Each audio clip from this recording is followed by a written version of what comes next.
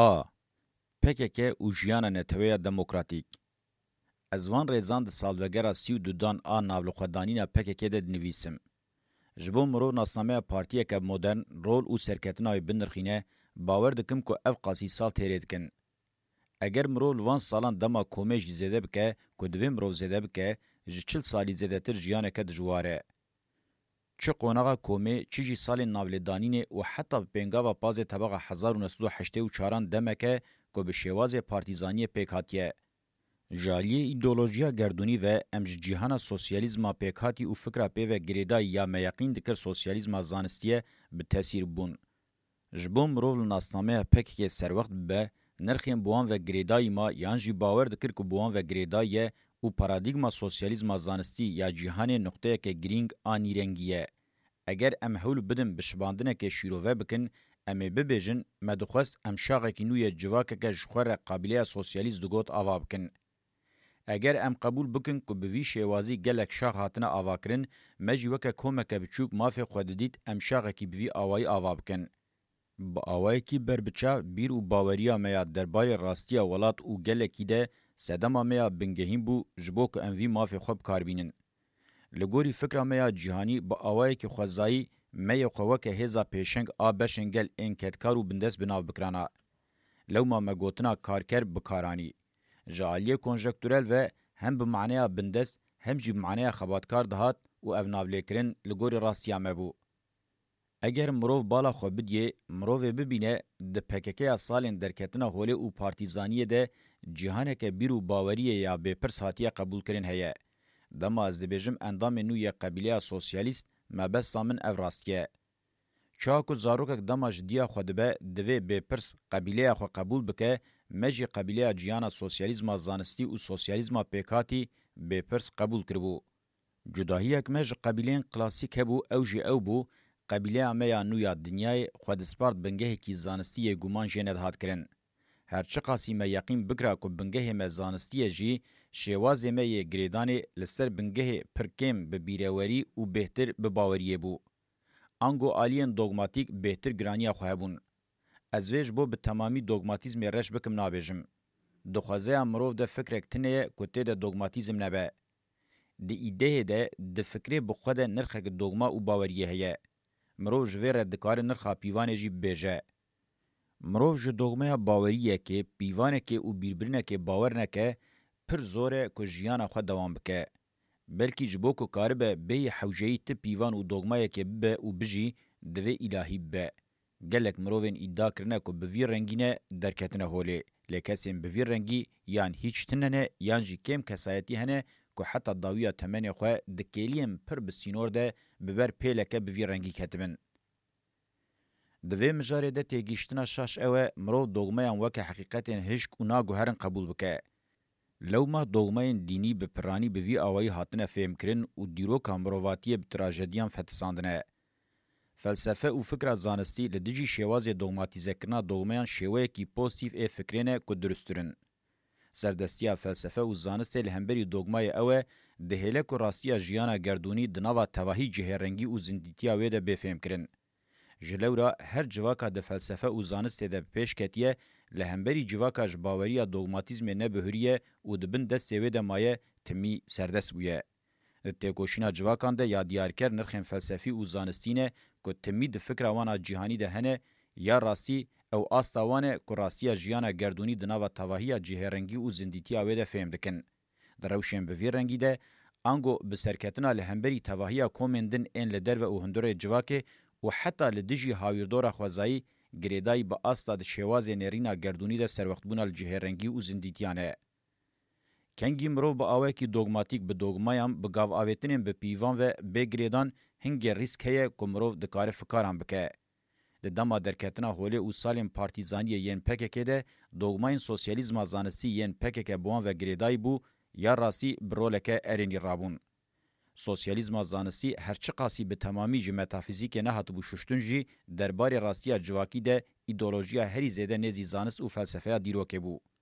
Di serwextbûna felsefî û zanistiya civakê de, li gorî dema xwe paradigmeya herî pêşketî pêşkêş dikir. د سوسیالیزما پکاتی ده ختمینا چه بو با آوای کی انجام آلین دوگماتیک ان سوسیالیزما زانستی بون.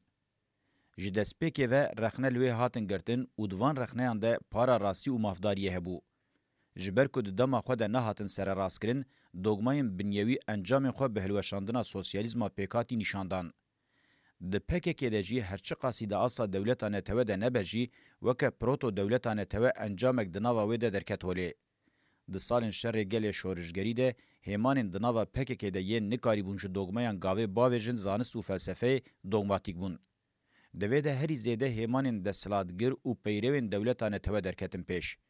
هر کو درکتن پیش دوگماتیزم جی رهن خو بردان. نزیکاتین د سلادګر نزیکاتین دوگماتیک تپساندن. ارکا پارتی ریل بر ارکا فرمانداری جی ریل بر د سلادداری شخصی وکر. با آوای کی دولتو که نتوه ین میکرو پیکاتن. د تیگیشتنا پارتیا لنیست ده شیروویا تیگیشتنا اوتوریته نه دموکراتیکه لی د سلادګر او آلیګر دولتا نتوه او چاوا د جهان سوسیالیزما پیکاتی ده بتاثیر بو به همان آوایی دناوا پکه ده جی به باندور بو. کنگی اف تیگیشتن به تمامی سرور بو به نوی رزینا جبر د سلادداری پیکات. تاوی که پکه نگهش دولتانه تبه یا کردستان یک بو یا دموکراتیک آکربو آرمانجا خواه دی ساجی او دگلک آسین میکرو ده پیکانی او دید. دما 1984 او دمه کته ده بگرانی دولتو که نتوه ین کرد چیبون. جهودکتنا دولتین سوسیالیزما پیکاتی به درنگی و با آوائی که دجوار ده سال 1998 ده دست پیکر بسری پکه که ده هات. هرچه قاسی دوی ده به تاثیر کنا سروکاتی جالی دولت نتوه ین فاشیست لیبرال گلوبال باندور بو بجی با آوائی که بنگهین افبری نخاسم جسال 1995 و پیواجویک بو که دهندر ده دست پیکر بو. لگل امپریا دنیای پیواجوین به همان آوائی لجم پارتین دن این به همان رنگیجی پیکاتن. پشتی جهودکتنی دو اکولن سرکه هولدان هبن. یا یکی پارتیون کمونیست بون که ده تیگیشتنا سوسیالیزما پیکات یا بری یا ارتودکس اصرار دکرن یا دو دیه پارتیون و گوهرین لیبرال دموکراتان بون که بون شاقین پارتیون لیبرال این لولاتن بری کابیتالیز برولا پارتیون کوگراد بون. ده ناوا پکه ده پشتی جهودکتنی میلین به همان رنگی درکتن هولی لبلی نکاری بون ببین باسکن سردست. نخاسم تکوشینا د نوبرا باسکان آسالین 2002-2004 ده گلکی زرار دا لیب سر نکد. چتین سختکار این به ماسکیا لیبرالیزم رویان او کتن خیانته هیمان آنجی باسکش ریو رسمی یه نکاری بوج محافظه‌کاری او دوگماتیزم به بهرجی ترجیح کر کل سر ریا اکولا سرکه بمینه. اکولا سرکه سرحاتی او چروکاویجی گلکی بالکشه. دما که هر دو باسک او آلیان لدیجی هفته کوشینه که دجوار دمشان باور دکرن که پارتی به تواهی جوان پکته. هر دو آلی آنجی باسکان ندخواست جدیالکتیکا پیشکتنی یا پکک هایدار بن. یا راستی هایاوان جدیالکتیکا پیشکتنی یا پکک تنبو. لنزانی بون که جداهی پکک جیین وکه خواه او بو تکیلیا خود تجاری به پیشکتنا دیالکتیکی را قد نکر. چه د دما درکتنا هولی او پارتیزانیه ده، چه جی د سالن شر گل شورشگری ده، تاوی هودانن جره درخستن همویان پارتی لگوری پیشکتنا دیالکتیکی تاگریا او خبوی آوائی پاراست. هرچی قاسی ده پکه ده فکره که بسرهفهات یا دیالکتیک چه نبو بجی، ده جیان ده پیوان دیالکتیکا شورشگری با آوائی کی پراتیکی لسر کاربون. خوابون وکه دیالکتیک که هبو. باسک انجی هیمان فکر ثابت این جور بجور بت آوائی لوی راستی سر وقت ندبون.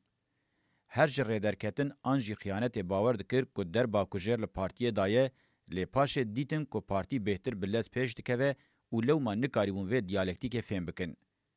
جلو را به هر جره درکتن او رویر یاد قدیا نه پارتی بو او بخوابون. لبرانبری و پارتی بهتر زلال دبو او هنه کیدم با آوائی کی دیالکتیکا خواب دستخصی پیشکتنا خود دوام دکر. ده همو پیواجوین کریتیک ده بویر او پیشکتنین بوی رنگی هاتن دیتن. د پیواژویا 2002-2004 یا جهودکتنی ده باور دکرین که حتی وی روژه نکاری بون پیک بینن ویته ده بسر بکوین و مینا که پارتی با آوائی که بتن جوان پیک ده وی بمینه. بده سوردانه که پر کم ده دمه که کنده هات فهم کرن که او سانینه. پارێزەران ji bûyerên diqewimîn ez rast û durist agahdar nedkirim. Li pêşiya wan ti asteng tinebû. Ez yeqîn dikim ku ew jî li gorî baskan dibûn xwedî pozisyon û ez jî weke neçarekî zor rabe ser xwe dihesibandin. یا راستی مروج روشا من آوه دمه زیده هیوینت کر. لی از نه بتنی جکتوبره که وی دمه پیک دهاتم. بده شخص خوده بتنی دیروکه که زندی نکربو.